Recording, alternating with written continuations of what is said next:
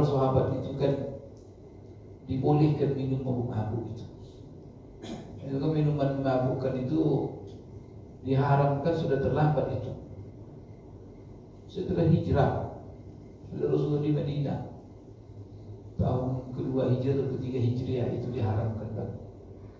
Jadi pertama sekali kan tidak ada diharamkan. Maka sahabat di Mekah itu mereka sudah masuk Islam dan sahabat ya masih mabuk. Karena mereka mabuk setelah Isya, akhirnya mereka pesta-pesta minumlah setelah Isya.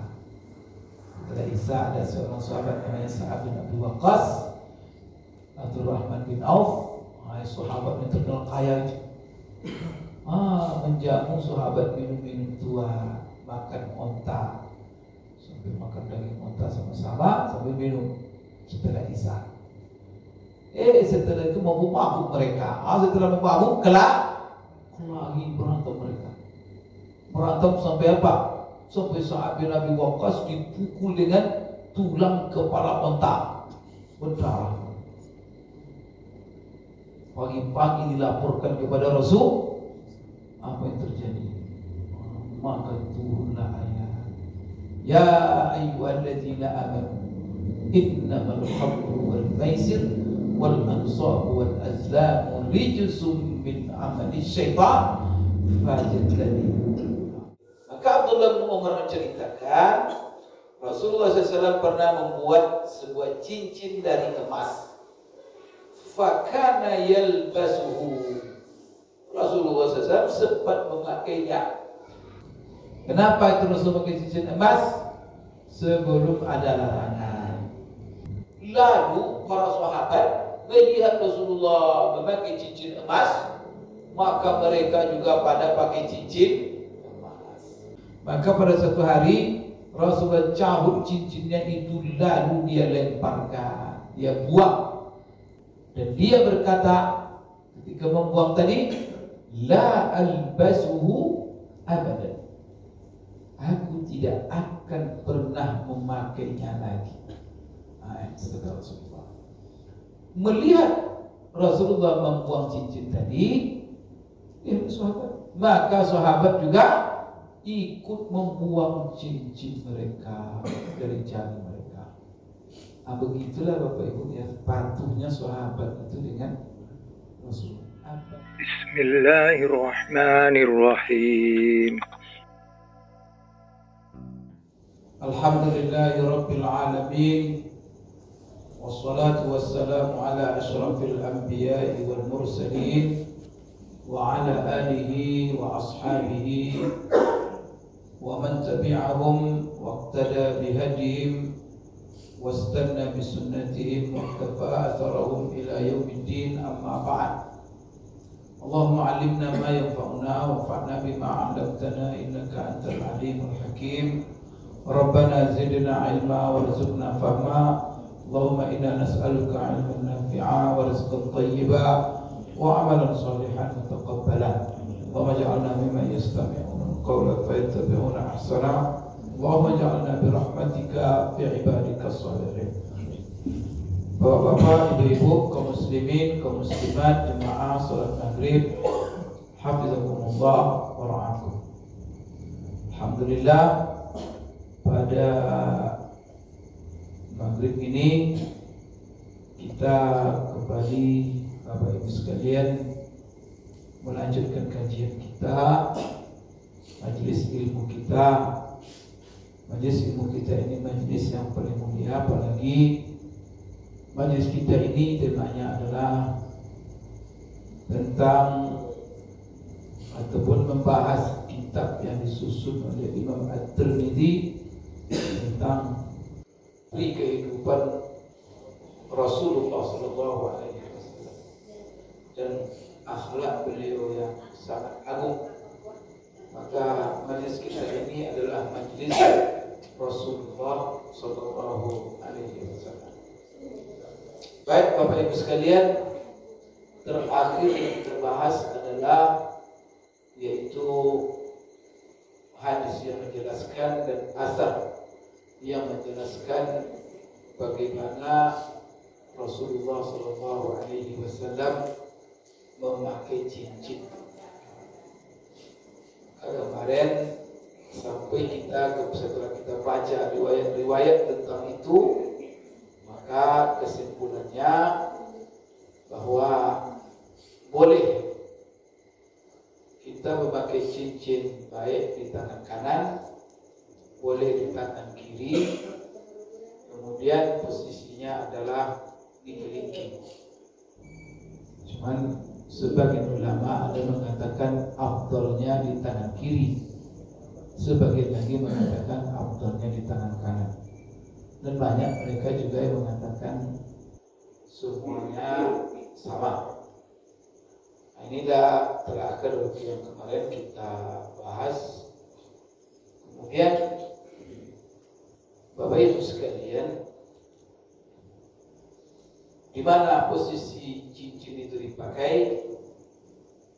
Sebagaimana hadis-hadis yang kita sudah baca, cincin itu dipakai di jari kelingking. Dalam bahasa Arabnya itu khinsir. Khinsir. Seperti yang ada di hadis Anas. Kemudian ada larangan Rasulullah SAW memakai cincin di beberapa jari. Di antaranya ada larangan Rasulullah melarang kita memakai cincin di tangan, di jari tengah, kemudian di jari telunjuk. Karena ada juga bapak kadang-kadang pakai cincin di jari telunjuk. Itu ada larangan. Sebagaimana di dalam hadis yang diriwayatkan hadis ini oleh Imam Muslim, ini adalah hadis yang sahih dari Ali bin Abi Thalib. Maka Ali bin Abi Thalib berkata, nahani Rasulullah sallallahu alaihi wasallam an atakhattama fi isba'i hadhihi atau hadhihi. Nah, itu kata Ali. Qala fa'awma'a ila al-wusta wallati taliha. Apa artinya hadis ini? Ali berkata, Rasulullah SAW telah melarangku memakai cincin di jari ini dan ini. Nah, jadi ada ahli menunjuk kepada dua jari. Jari yang pertama adalah fa'awma'a ilal wusta. Lalu Ali mengisyaratkan sambil menunjuk kepada jari tengah. Wusta itu tengah. Kemudian wallati taliha, kemudian jari yang berikutnya yaitu jari telunjuk. Nah ini Bapak Ibu sekalian, kalau jari tengah dan jari telunjuk saja dilarang, apalagi jari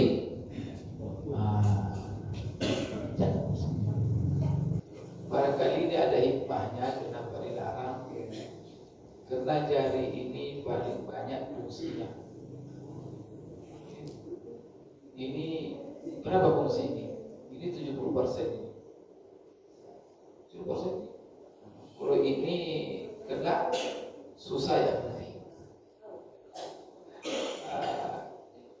Kalau ini susah ya. Jadi kata dokter ini paling banyak saraf ini. Jadi telunjuk ini. Jadi apa namanya? Jempol kita ini. Maka jangan pakai jari karena fungsinya banyak. Kalau bapak nanti bebankan dengan cincin, nanti ya. Jadi jangan pakai cincin di sini. Begitu juga jari telunjuk. Sedangkan kelingking jarang di. Jadi tidak terlalu banyak dimasukan kelingking. Karena itu ya barangkali itu hikmahnya. Kan Rasulullah kan melarang itu kan tidak begitu saja. Yang kedua, dari sisi pandangan. Jadi dari sisi pandangan, Bapak Ibu sekalian, juga kurang menarik kalau dia dipakai di telur. Nanti pakai telunjuk sini. Ini memperlihatkan cincin atau telunjuk dia. Jadi gitu. Jadi kurang menarik ya kalau kita lihat sini. Baik. Ini semua hukum yang kita baca itu adalah laki-laki. Karena Rasulullah adalah laki-laki. Maka kita kalau membahas dia pakai cincin ya laki-laki. Nah sekarang bagaimana posisi perempuan? Kalau dia pakai cincin, kalau tadi laki-laki pakai cincin, kepentingannya pada awalnya Rasulullah adalah untuk stempel. Tetapi juga tidak salah digunakan laki-laki memakai cincin untuk perhiasan, artinya keindahan, dan juga dilarang, khususnya mazhab Syafi'i. Nah, mazhab Syafi'i kemarin dia agak luas dalam masalah cincin ini, laki-laki dianjurkan. Nah, kalau ada mazhab mengatakan tidak dianjurkan laki-laki sebagai cincin kecuali untuk hajat seperti Rasulullah Sallallahu Alaihi Wasallam. Sedangkan perempuan dia bukan untuk stempel, kalau perempuan untuk kecantikan, untuk perhiasan. Maka ammal mar'atu fa innaha tatakhattamu fil asabi'i kulliha. Kalau perempuan maka dia boleh pakai cincin di jari mana saja. Asal dia kelihatan lebih cantik, tidak ada masalah. Itu kata ulama. Imam Nawawi mengatakan dalam hal ini, apa kata Imam? Qala Imam Nawawi, ajma'al muslimuna ala anna sunnata ja'lu khatamir rajuli fil khinsir wa ammal mar'atu falaha khattumu fil asabi' kulliha. Itu kata Imam Nawawi. Apa arti yang dikatakan Imam Nawawi ini? Ijma' para ulama, sepakat ulama mengatakan bahwa sunnahnya adalah menjadikan, artinya laki-laki memakai cincinnya di jari kelingking, itu sunnahnya. Adapun perempuan falahat takhattub, maka silakan dia memakai cincin di seluruh jarinya, tak ada masalah. Jadi Bapak Ibu sekalian, berarti kalau di tangan mana, tangan kiri, tangan kanan selesai. Kemudian di jari mana? Maka sepakat ulama sunnahnya laki-laki di jari kelingking. Kalau mau pakai cincin. Tapi itu tidak terlarang. Yang ada larang cuma dua, tengah dengan telunjuk, apalagi jempol. Berarti apa? Laki-laki dua jari dia. Kalau nak kelingking, kalau nak jari manis, unsur namanya. Ini Bapak Ibu sekalian di dalam masalah cara pakai cincin. Sekarang hadis berikutnya yang dipaparkan oleh Imam Tirmidzi di dalam kitabnya Syama'il ini adalah hadis dari Abdullah ibnu Umar. Mari kita dengarkan. An Ibnu Umar radhiyallahu anhu qala ittakhadha Rasulullah sallallahu alaihi wasallam khataman min dhahabin fakana yalbasuhu fi yaminihi fattakhadha an-nasu khawatim min dhahabin fadrahahu sallallahu alaihi wasallam qala la albasuhu abada faqaraha an-nasu khawatimahu. Ini hadis ini kalau kita lihat siapa saja yang meriwayatkannya, hadis ini Bapak Ibu diriwayatkan oleh Imam Bukhari dan juga oleh Imam Muslim. Maka dalam periwayatan hadis ini disebut muttafaqun alaihi. Sepakat Imam Bukhari dan Imam Muslim meriwayatkannya dengan sanad masing-masing. Maka kalau sudah muttafaqun alaih, ini tingkat derajat hadis yang paling tinggi. Kalau kedua-duanya meriwayatkan dengan syarat masing-masing di kitab masing-masing mereka. Kalau Sahih Bukhari, kalau Bukhari Sahih Bukhari, yang Muslim. Jadi hadis ini ada di Sahih Bukhari, ada pula di Sahih Muslim. Berarti namanya muttafaqun alaih Dan ini tingkat tertinggi dalam kesolehan hadis. Baik. Nah, di sini Rasulullah Abdullah bin Umar menceritakan ittakhadha Rasulullah sallallahu alaihi wasallam khataman min dhahabin. Rasulullah sallallahu alaihi wasallam membuat cincin, sebuah cincin dari emas. Ini cerita Umar. Jadi pernah Rasulullah SAW membuat cincin dari emas. Apa makna ittakhadahu? Artinya dia menyuruh orang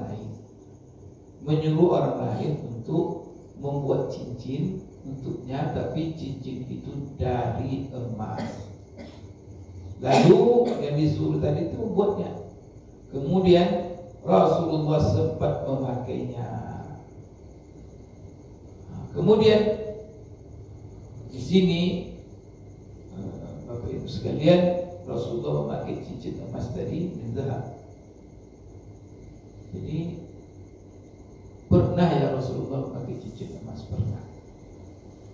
Nah, kita sekarang kan tahu bahwa hukum memakai cincin emas bagi laki-laki haram. Tetapi kok hadis ini Rasulullah SAW memakai cincin emas. Maka yang pertama diingatkan, hadis itu jangan dibaca separuh-separuh. Lengkap baca sampai akhir. Kadang-kadang di sini tak ada keterangan haramnya, tapi ada pada hadis yang lain. Maka menyimpulkan sebuah hukum tak cukup membaca satu hadis. Lazim disimpulkan haram. Tunggu dulu. Baca balik yang lain, simpulkan boleh. Baca yang lain, barangkali ada di sini boleh, di sana dilarang. Kalau di sini dalam hadis itu sendiri sampai ke ujung. Banyak orang kadang-kadang membaca hadis pangkalnya saja. Ingin diamalkan pangkalnya aja, ujungnya tidak dibaca, sehingga di ujung itu tidak diamalkannya. Contohnya Rasulullah SAW sebagaimana diceritakan hadisnya. Apa kata hadisnya? Rasulullah SAW tak pernah sholat malamnya di bulan Ramadan lebih dari 11 rakaat. Nah, jadi Rasulullah tak pernah lebih 11 rakaat. Itulah. Maka hadis ini ditafsirkan oleh banyak ulama bahwa rakaat tarawih itu hanya 11. Berarti apa? Tarawihnya 8, witirnya 3. Begitu. Maka ada yang tetap fanatik. Maka bid'ah itu sholat tarawih 20 rakaat. Sehingga kalau ada yang masuk masjid yang 20, lari dia. Dia carinya yang 8. Cuma hadis itu dibacanya. Ada pula yang memilih 8 karena cepat menghindar dari 20 karena lama. Karena itu salahnya. Jadi ada yang memilih 8 itu karena memang itu yang sunnah, karena Rasulullah tak pernah lebih dari 11 masuk witir. Tapi ada yang memilih 8 itu karena mau cepat-cepat. Kalau kita lihat sekarang kebanyakan orang milih 8 kenapa? Kena sunnahnya, kena hadis itu atau kena mau cepat? Sekarang kan zaman-zaman instan, ada yang paling cepat kita dicari. Astagfirullahaladzim. Setelah cepat keluar masjid, pergi ke warung kopi, duduk 8 jam tarawih 5 menit, lama katanya. Di warung kopi setan betul itu yang mabak kita ini. Dikoda-koda kita. Kemana-mana hidup kita perginya. Di warung kopi berjam-jam dan lama katanya. Tarawih itu inti hidupnya, itu ibadah Allah. Maka kata Allah, wala tattabi'u khutuwatis, sifatnya kalian ikuti itu schedule setan. Schedule setan namanya. Ikuti apa yang Allah perintahkan. Jadi Kenapa saya bilang tidak dibaca di ujung? Jadi di ujung hadis itu apa? Kata Aisyah menceritakan, Aisyah tidak dibaca karena sampai ujung itu. Tapi jangan kalian tanya betapa panjangnya salat Rasulullah itu, panjang dan bagus. Nah, jadi karena tidak baca di ujung, maka yang diambil cuma 8-nya. Jadi yang diambil rakaatnya yang sedikit, setelah itu bacaannya yang pendek-pendek. Kemudian mengaku pula sunnah. Itu tak sunnah namanya itu. Jadi kalau maka mengamalkan sunnah ini komprehensif, nggak boleh sedikit. Itu juga. Itu kan satu hadis itu, ya ini amalkan pangkalnya ujung, tinggalkan. Itu juga dalam agama. Ada orang mau mengaku sunnah, tapi sunnahnya kadang-kadang sebagian aja. Tapi yang lain tidak dipedulikannya. Ini jenggot, perhatikan, sunnah, celana, maksud sunnah. Tiba akhlak. Masa muka sama orang, itu sunnah itu. Sudah sunnah itu. Jadi kalau mengamalkan sunnah itu apa ke semua? Akidahnya sesuai dengan sunnah, amalannya sesuai dengan sunnah, ibadah. Kemudian juga apa? Akhlaknya juga akhlak Rasulullah. Kalau kumpul semuanya baru indah. Jadi kalau sebagian maka gara-gara timpang kelihatannya, maka istilah itu tidak indah. Coba berjenggot sunnah, tapi mukanya berseri-seri, suka Allah simpati, nak lihatnya. Tapi jenggot dipelihara, muka masa itu susah. Allahu Akbar ya. Kadang-kadang sunnah jenggot panjang, kemudian kain, tapi dengan istri kasar. Itu gimana itu? Sunnah juga itu? Nggak boleh. Sunnah semuanya. Kayak ibu-ibu kadang-kadang protes bapak ini. Karena mau kawin kan, mau nambah bini, katanya sama istrinya. Kenapa? Ya, mengamalkan surga. Memang itu aja. Maka istri protes. Memang ada yang sunnah yang lain. Karena laki-laki ini curang. Itu aja dilihat sunnah. Maka yang sunnah, salah satu sunnah apa? Ada syekh namanya Syekh Utsaimin. Jadi dia ditanya Syekh, gimana saya mampu apa?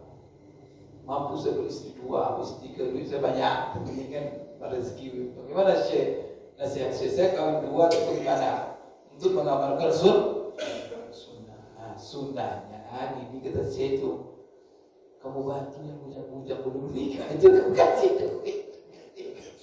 Daripada kamu nak kawin, begini apa masalahnya? Gitu. Duit kamu ingin bangun nikah kedua itu, kasih anak bu, bujang-bujang ibu belum nikah. Duit itu. Gitu kata Syekh itu berguru. Ya karena menghadapi orang-orang tadi itu. Kalau nikah sunnah, kalau yang lain dah sunnah. Jadi yang enak-enak aja dah sunnah itu. Jadi kita bagus sekalian ya. Maka salat tarawih itu begitu. Yang di ujung itu sudah diapakan, maka silakan lapar. Tapi caranya juga sesuai dengan cara Rasul. Suatu rakaat itu 5 juz. Gimana Rasulullah itu 5 juz? Ya, rakaat pertama pernah diikuti oleh seorang sahabat namanya Huzaifah bin Yaman. Dia cerita satu malam Ramadan itu katanya Rasulullah setelah sholat Isya itu sholat tarawih dia sendiri, semalam sendiri dia. Saya coba ikut di belakangnya. ikut dia. Jadi Rasulullah setelah baca Fatihah bacanya surah Baqarah. Surah Baqarah dari awal terus itu berdiri sampai tamat. Rabbana la tu'akhidna in nasina aw akhtana. Pas ayat terakhir siap-siap dah Huzaifah untuk ruku. Tapi apa? Selesai ayat itu sambungnya lagi surah Ali Imran. Ditahan oleh ayat Huzaifah, ada jadi gitu. Lanjut ya terus. Setelah surah Ali Imran nyambung lagi surah An-Nisa.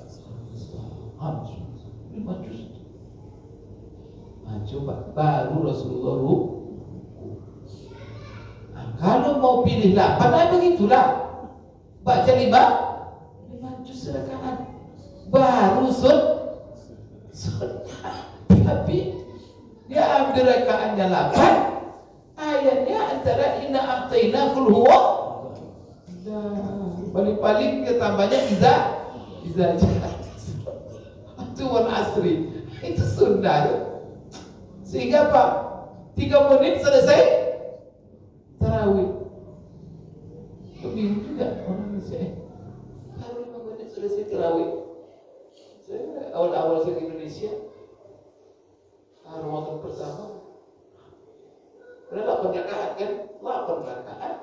Selesai 10 menit. Kira pede-pede. Di sana enggak kan? Mulai jam 8 selesai jam 10. Karena bacanya satu juz. Memang 20 rakaat.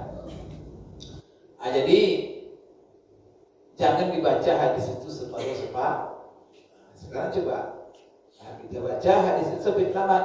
Nanti baru nampak kesimpulan hukumnya secara komprehensif. Maka Abdullah bin Umar menceritakan Rasulullah SAW pernah membuat sebuah cincin dari emas.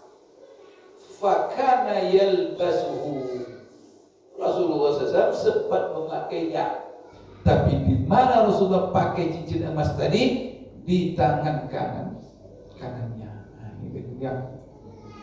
Hadis-hadis yang lalu kan Rasulullah memakai cincin di tangan kanannya, tetapi yang cincinnya cincin perak. Rupanya Rasulullah pernah juga memakai cincin emas. Kenapa itu Rasulullah pakai cincin emas? Sebelum ada larangan. Sebelum dilarang Rasulullah pernah pakai. Jadi kalau sudah dilarang tak pakai-pakai lagi. Sekarang apa kata Abdullah bin Umar menceritakan? Fakana yalbasuhu fi yamin. Cincin itu dipakainya di tangan kanannya. Makanya menjadi dalil di sini adalah fakana yalbasuhu fi yamin. Karena bab ini adalah bab cara memakai cincin. Berarti dijelaskan Rasulullah memakai cincin emasnya di tangan kanan. Fattakhadha an-nasu khawatima min dhahab. Lalu para sahabat melihat Rasulullah memakai cincin emas, maka mereka juga pada pakai cincin emas. Ya Rasulullah itu menjadi ikutan contoh. Apa dibuat beliau dicontoh oleh para sahabat beliau. Jadi fattakhadha an-nasu khawatima min dhahab. Lalu orang-orang juga membuat cincin, memakai cincin dari emas. Maka pada satu hari fatarahahu Rasulullah SAW. Maka pada satu hari Rasulullah cabut cincinnya itu, lalu dia lemparkan, dia buang. Wa qala la albasuhu abada. Maka fatarahahu artinya dia warama bihi, artinya dia lemparkan, dia buang. Lalu Rasulullah buang cincinnya itu. Dan dia berkata ketika membuang tadi, la albasuhu abadan. Aku tidak akan pernah memakainya lagi. Itu kata Rasulullah. Melihat Rasulullah membuang cincin tadi, maka sahabat juga ikut membuang cincin mereka dari jari mereka. Begitulah Bapak Ibu ya, patuhnya sahabat itu dengan Rasulullah. Apapun yang dibuat Rasulullah mereka ikut tanpa tanya. Nah, kalau kita kan heboh tuh, kenapa dibuat? Apa masalahnya? Apa? Mereka enggak. Ini Rasulullah buat, mereka buat. Itulah tingkat kepatuhan mereka kepada sunnah Rasulullah SAW. Kita ini kadang-kadang perlu aturan-aturan. Kan ada audit kan, seperti bank apa. Yang diaudit itu tingkat kepatuhan. Itu yang pertama. Kita juga akan diaudit nanti bagaimana tingkat kepatuhan kita kepada syariat. Nah, kita berhak karena pengawas-pengawas itu seperti OJK. Mereka pun kawas ketat itu, bank-bank itu. Saya tahu karena saya pernah jadi komisaris. Sebelum saya jadi caleg, saya jadi komisaris saya. Tapi karena jadi caleg, tidak boleh jadi komisaris gitu ya. Harus berhenti. Kecuali yang tidak berhenti itu menteri, wali kota itu tidak berhenti. Tapi kalau komisaris pegawai harus berhenti. Ya kita terima ya. Undang-undang apa kata dia kan? Ya ikut aja lah. Jadi kita ini betul patuh saja. Baik. Jadi sahabat-sahabat melihat Rasulullah melempar membuang cincinnya cuma pulang. Nah sekarang Hafiz Ibnu Hajar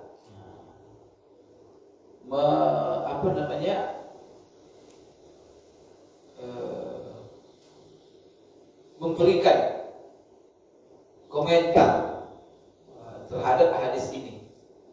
Wa hadza yuhtamal an yakuna karihahu min ajli al-musyarakah aw lima ra'a min zuhurihim bi lubsihi. Jadi ada kenapa Rasulullah buang? Ya, katanya barangkali Rasulullah tidak kepengen dalam masalah itu orang mengikutinya. Kalau pakai cincin emas, orang pakai cincin emas. Maka ini bahaya nanti. Apalagi mereka memakai cincin itu untuk berbangga bangga. Sekarang kan laki-laki kalau dia pakai cincin emas itu, kemudian kan tidak cocok laki-laki itu memakai cincin emas. Karena emas itu perhiasan. Wa yuhtamal an yakuna li kaunihi min dhahab.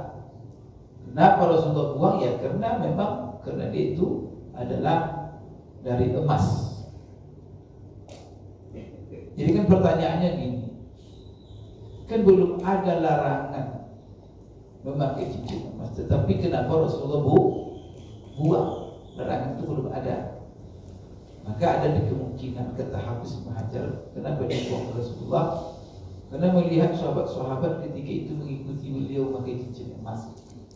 Kemudian ihtimal kemungkinan ketika Rasul melihat ada sifat berbangga-bangga atau berlebih, maka itulah sebabnya Rasulullah membuang. Atau Rasulullah SAW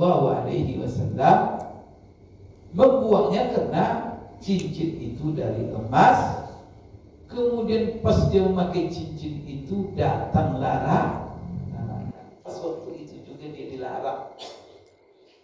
Nah, itu menunjukkan, maka bisa saja ditangkap dari hadis ini, saat itulah larangan memakai cincin emas itu datang dari Allah.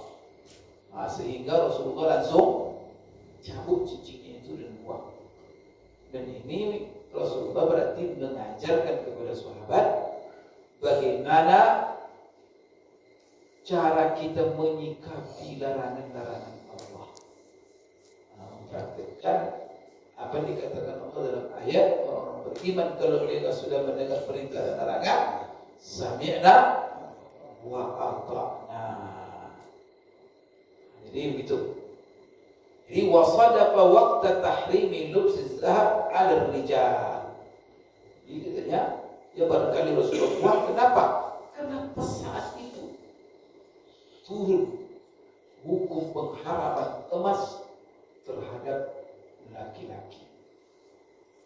Maka jadi Rasulullah mencontohkan bagaimana supaya kalau sudah dilarang itu cepat-cepat, jangan tanya-tanya lagi, dan jangan terlambat untuk menghentikan larangan.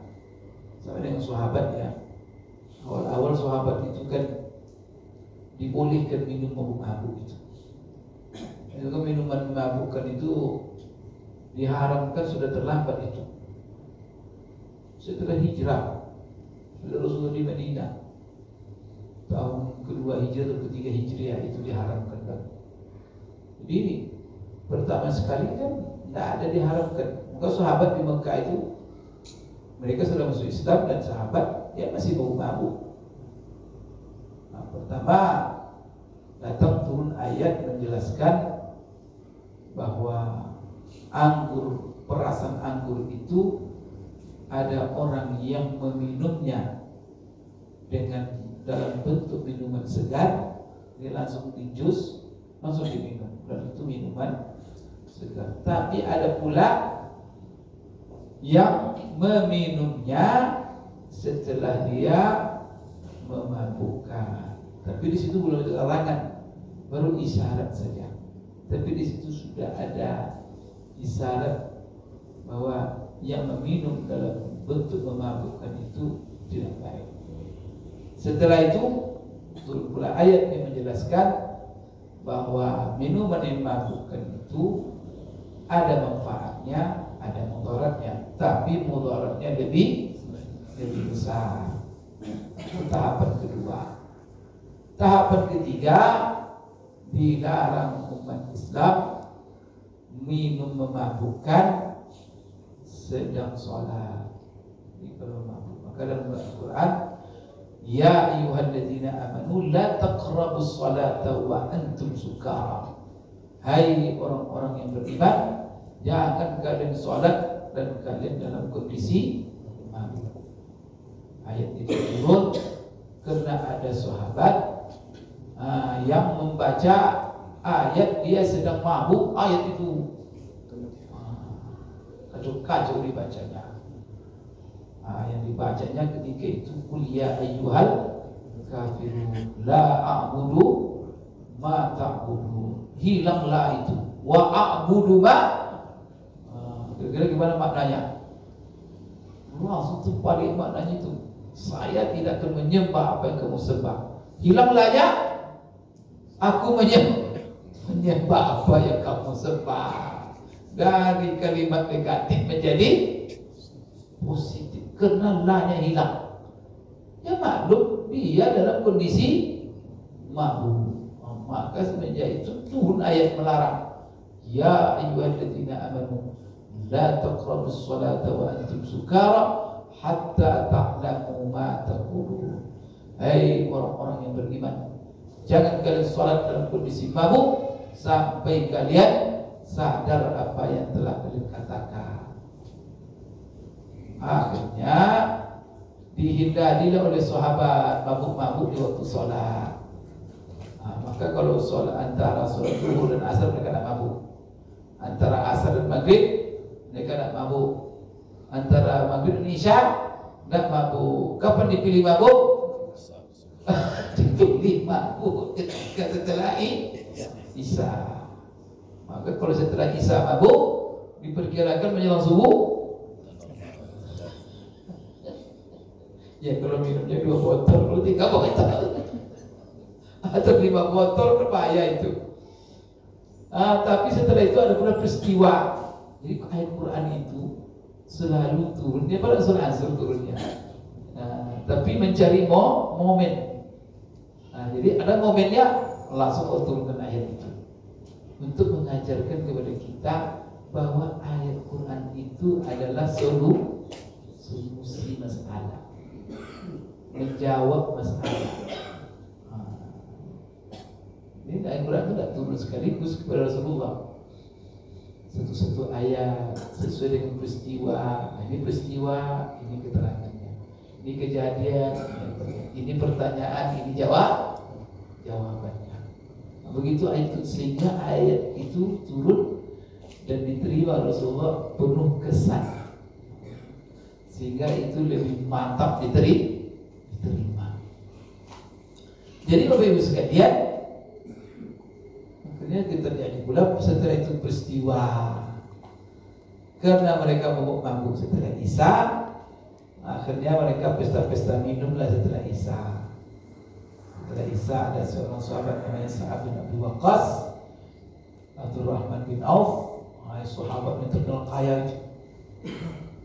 Menjamu sahabat minum-minum tua, makan onta, sambil makan daging onta sama-sama sambil minum setelah Isya. Setelah itu mabuk mereka. Setelah mabuk lagi berantem mereka. Berantem sampai apa? Sampai Sa'ad bin Abi Waqqas dipukul dengan tulang kepala onta, berdarah. Pagi-pagi dilaporkan kepada Rasul, apa yang terjadi? Maka turunlah ayat, ya ayyuhalladzina amanu innamal khamru wal maisir wal ansab wal azlam rijsun min amali syaitan fajtanibuh. Ujung ayat itu, fahal antum muntahun, sekarang juga kalian berhenti. Mendengar ayat itu turun dibacakan Rasulullah, semua sahabat bilang, Intahaina ya Allah, intahaina ya Allah, sudah kami berhenti ya Allah, berhenti. Semua mereka pulang ke rumah, mereka ambil botol-botol tua itu dari warung yang di rumah, semua mereka tumpahkan, sehingga apa? Jalan Madinah itu seperti sungai, karena saking mabuk. Itulah hobi minum mereka itu. Mereka tuangkan itu.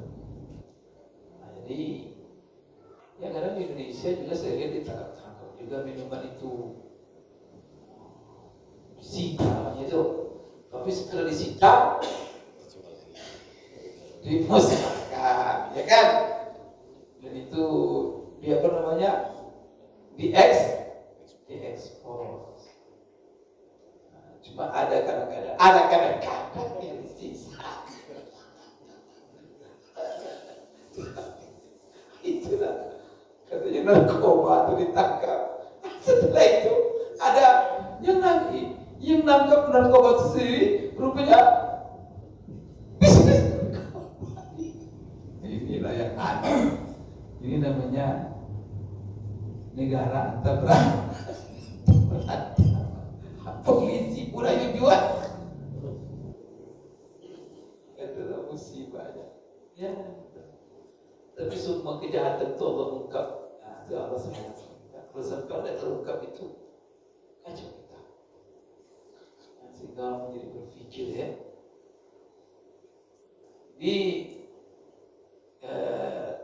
Itulah Bapak Ibu sekalian, bertahap. Maka emas ini juga bertahap.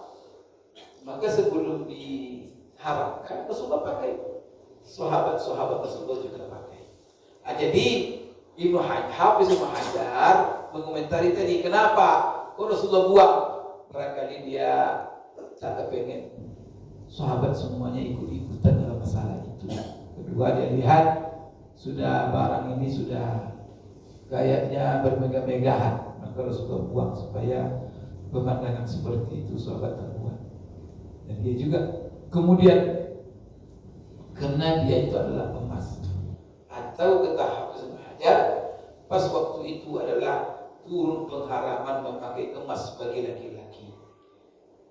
Pengharaman emas bagi laki-laki itu juga dikuatkan oleh hadis yang lain, yaitu hadis Abdullah ibn Dinar dari Abdullah bin Umar juga.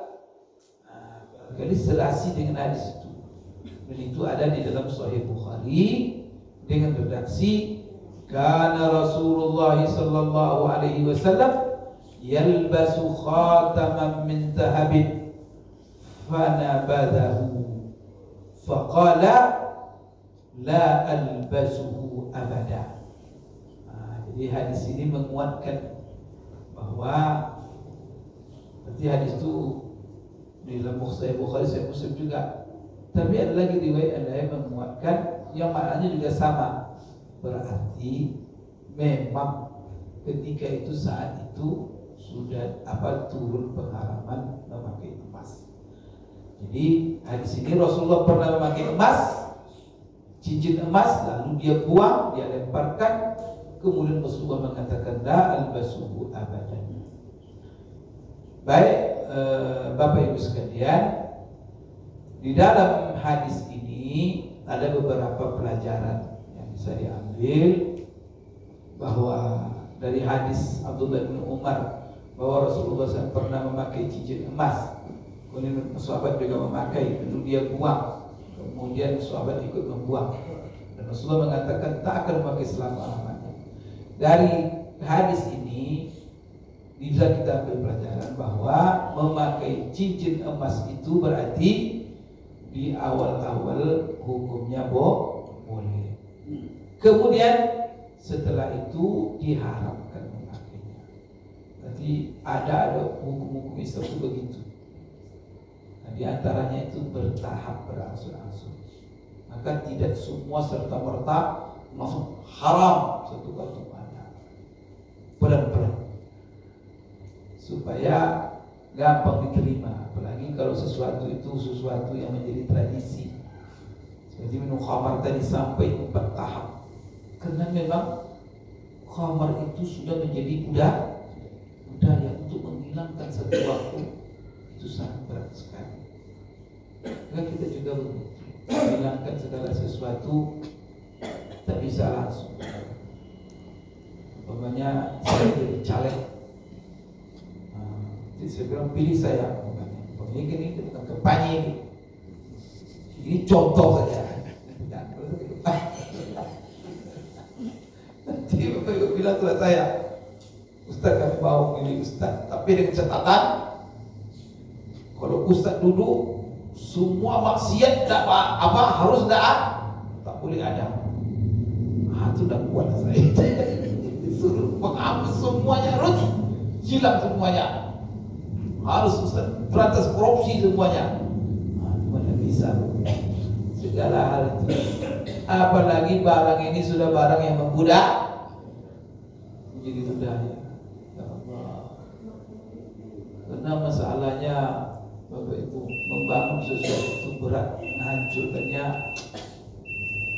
sebentar. Membangunnya kembali butuh waktu.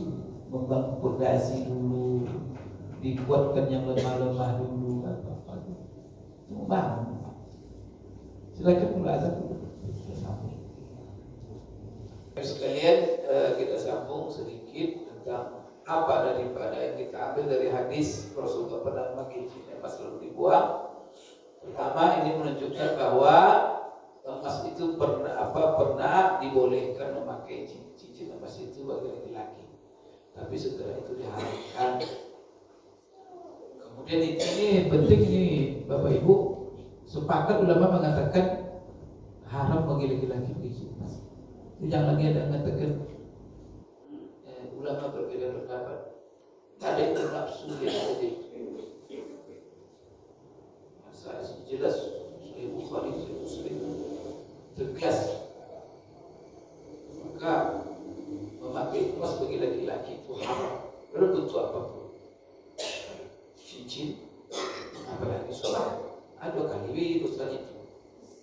Pertama memakai emas, kedua meniru panci tadi. Bukan dosa. Lagi pakai kanung emas, gelang emas. Itu begitu berbuat. Maka Rasulullah mengatakan Allah melaknat laki-laki menyerupai dalam pakaian. Nah, jadi Imam Al-Baji mengatakan bahwa hadis mengatakan Rasulullah pernah memakai cincin emas ini menunjukkan bahwa awalnya hukumnya dibolehkan. Setelah itu datang hukum nasakh, kebolehan, artinya mengamandemen kebolehan memakai emas itu dengan mengharamkannya maka Rasulullah langsung membuangnya, menyingkirkannya, dan beliau mengatakan saya tak akan pakai lagi selama-lamanya. Nah, ketika itu semua sahabat ikut menanggalkan dan membuangnya. Yang mana mereka juga ikut karena mereka tahu bahwa ketika itu boleh. Kemudian ini juga menunjukkan bahwa bagaimana sahabat-sahabat Rasulullah itu bersegera dalam melaksanakan perintah dan juga menjauhi larangan, menghentikan larangan. Komitmen mereka, bagaimana keinginan mereka yang tinggi dalam mengikuti seluruh perbuatan dan langkah-langkah Rasulullah Sallallahu Alaihi Wasallam. Hadis ini dibawakan oleh Imam Bukhari dalam sebuah bab dalam sahihnya, bab kitab al-i'tisam bil kitab wa sunnah, yaitu kitab ataupun pasal kitab tentang berpegang teguh kepada Quran dan Sunnah. Dan berikutnya bab di bawahnya babul ibtida fi af'alin nabiyyi sallallahu alaihi wasallam. Ya, bab mencontoh perbuatan Nabi. Kemudian senada dengan hadis ini, yaitu hadis diriwayatkan oleh Imam Muslim dalam sahihnya dari hadis Ibnu Abbas. Kalau tadi Rasulullah SAW memakai emas itu dari hadis Abdullah bin Umar. Abdullah bin Abbas juga meriwayatkan hadis yang senada. Maka beliau mengatakan, anna Rasulullah SAW ra'a khataman min dhahabin fi yadi rajulin fanaza'ahu fatarahahu wa qala ya'midu ahadukum ila jamratin min narin fayaj'aluha fi yadi. Itu kata Rasulullah. Jadi dalam Sahih Muslim, Abbas menceritakan Rasulullah SAW pernah melihat cincin emas di tangan seorang laki-laki, sahabat laki-laki. Dia ambil Rasul tangannya, fanaza'ahu, lalu Rasul sendiri yang ditanggalkannya cincin itu dari jari sahabat. Fatarahahu, lalu dibuang oleh Rasulullah SAW. Kemudian Rasulullah berkomentar. Apa komen Rasulullah ketika dia setelah dia cabut dan dia buang?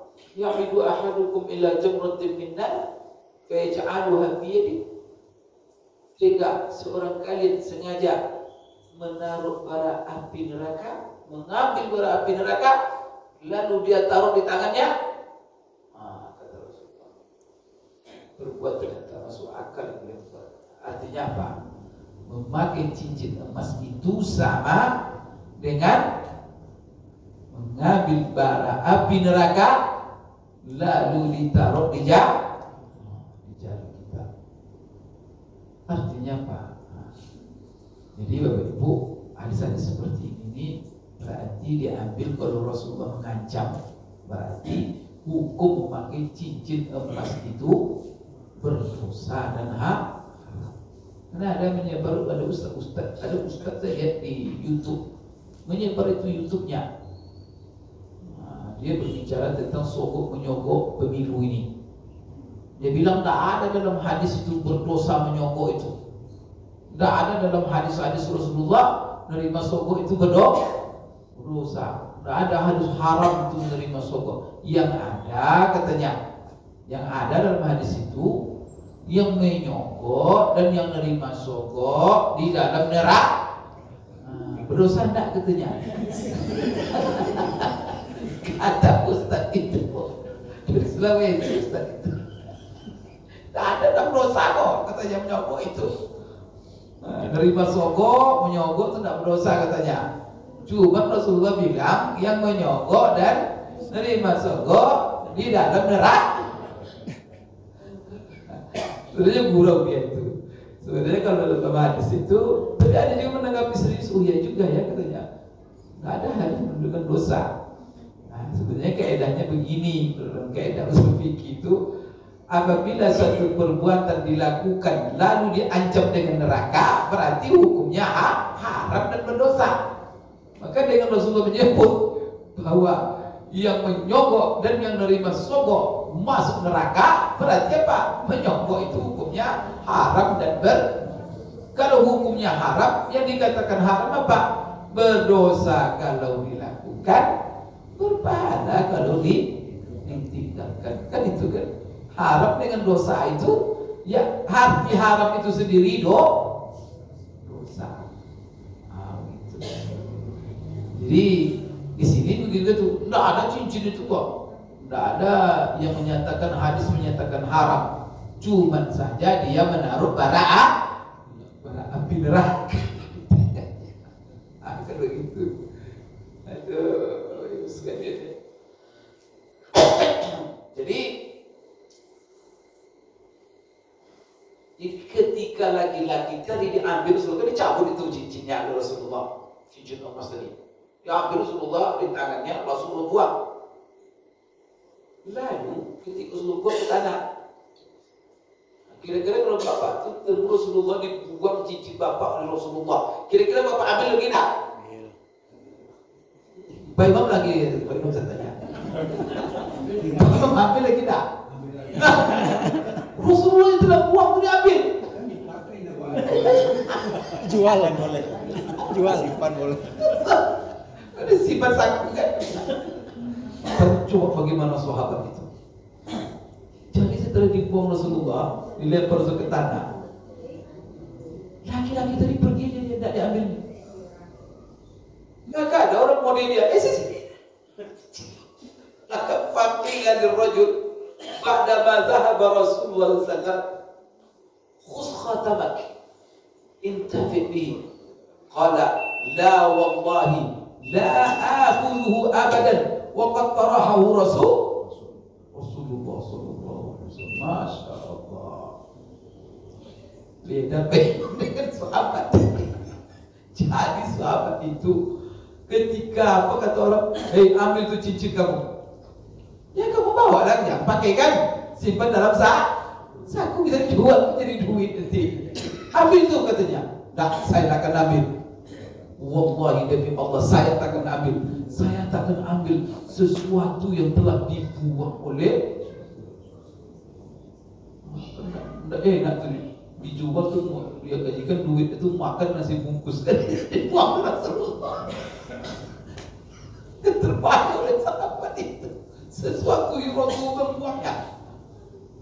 La ilaha illallah. Itulah ya ngerinya sahabat itu kalau sudah Rasulullah. Sebenarnya dia punya lagi tinggalnya di situ. Kalau saya juga sama dengan Pak Imam Zahir. Dijual lagi. Allahu Akbar ya. Sahabat Ibu sekalian. Imam Nawawi dalam hadis ini mengomentari. Di komentarinya sikap laki-laki tadi tidak mau ngambil cincinnya di bawah Rasulullah tadi. Apa kata beliau? Qala Imam Nawawi, sebenarnya boleh nggak diambil, boleh saja. Tapi begitulah dahsyatnya. Ini menunjukkan dahsyatnya sahabat dalam menjunjung tinggi perintah Rasulullah SAW dan dahsyatnya mereka menjauhi seluruh yang dilarang Rasulullah SAW. Kemudian wa'ada min tarakhus bi ta'wil ta'ifah. Maka mereka tidak pernah mencari alasan-alasan. Kalau sudah Rasulullah larang, sudah tinggalkan. Tak ada mereka analisa. Kalau kita kan, kalau satu perintah analisa dulu. Barangkali begini, barangkali. Kalau mereka tidak, sami'na wa ata'na. Kemudian kata Imam Nawawi, inna hadzal rajul, bahwa laki-laki itu sahabat ini, kenapa dia tinggalkan cincinnya? Dia tinggalkan cincinnya karena dia menganggap kalau sudah dibuang Rasulullah, boleh saya tinggalkan. Karena di situ sebenarnya bertentangan dua hal. Pertama, karena Rasulullah sudah buang. Yang kedua, kalau dia tinggalkan begitu, itu kan harta yang punya nilai, dan nilai itu mubazir. Maka itu punya Pak Imam punya cincin gigi emas. Terus siapapun lah bapak punya gigi emas. Nanti meninggal, apa hukumnya? Boleh nggak dikuburkan dengan gigi emasnya? Nanti digali orang kubur kita. Di malam-malam digali kubur ya. Cuma gali ini, cuma ngambil gigi. Lalu kita apa? Tidak boleh, haram hukumnya. Tidak boleh dia dikuburkan dengan gigi, harus dicabut. Kenapa? Karena itu harta yang bernilai. Nah, harta bernilai itu tuh milik ahli waris. Itu gigi tadi itu punya ahli waris itu. Dijual pun lumayan itu. Maka tidak boleh. Selagi bisa ditanggalkan harus tanggalkan. Kecuali banyak kejadian. Sering saya dapat pertanyaan seperti ini.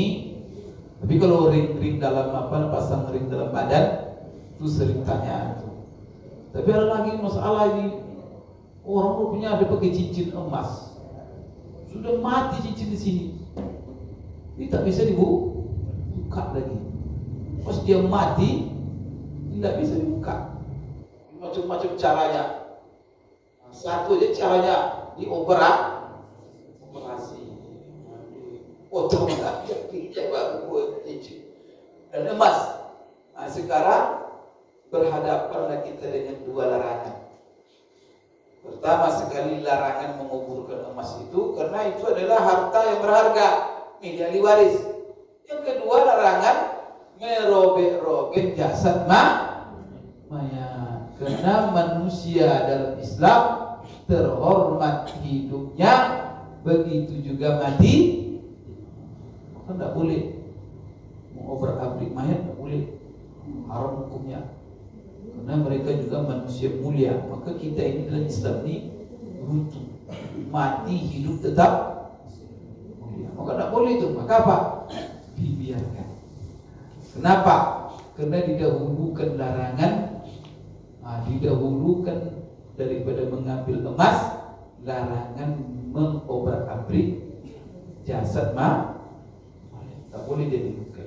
Begitu tuh Bapak Ibu sekalian hukumnya oleh para ulama.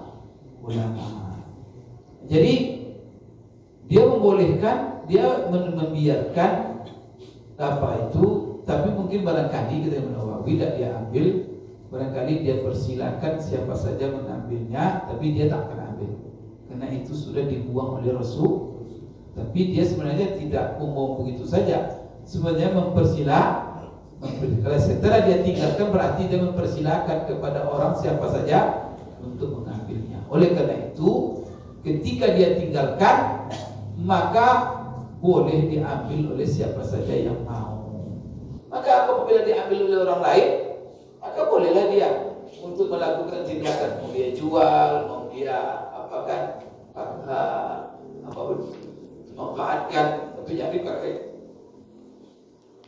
Tapi kalau seandainya diambil tadi oleh sahabat tadi, sudah dibuang oleh Rasulullah, lalu diambil, dimanfaatkan, dijual banyak, apakah hukumnya boleh? Imam Nawawi bilang apa? Walau kana sahibuhu akhadahu lam yahrum alaihi al-akhar. Jadi sebenarnya kalau diambilnya pun cincin yang sudah dibuang Rasulullah itu tidak haram baginya untuk mengambilnya. Kan Rasulullah membuang cuma jangan dipakai. Kan tidak dipakai. Tapi kata kalau Rasulullah bilang jangan kau ambil lagi, nah begitu. Nah berarti apa? Boleh. Dan dia boleh juga diambilnya wa tasarruf fihi bil bai'i wa ghairihi. Pokoknya apa? Dia lakukan jual beli. Tapi dia min babil wara. Jadi tidak tega, tidak nyaman di hidupnya kan, tidak tenang. Kalau seandainya dia ambil kalau sudah dibuang oleh Rasulullah Sallallahu Alaihi Wasallam.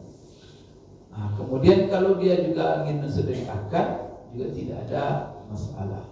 Jadi Bapak Ibu sekalian ini dapat saya sampaikan di dalam masalah ya hadis yang mana Rasulullah melarang memakai cincin emas dan bagaimana peristiwa di dalam hadis di mana Rasulullah membuang cincin laki-laki. Insya Allah ke depan kita masuk bab baru. Bab ini adalah kumpulan riwayat dan hadis-hadis yang menjelaskan tentang sifat pedang Rasulullah Sallallahu Alaihi Wasallam. Kan cincin habis, sekarang pedang Rasulullah. Insyaallah kita sambung pada akan datang. Aku qouli hadza wa astaghfirullah li wa lakum subhanakallahumma rabbana wa bihamdik asyhadu an la ilaha illa anta astaghfiruka wa atubu ilaik. Assalamualaikum warahmatullahi wabarakatuh.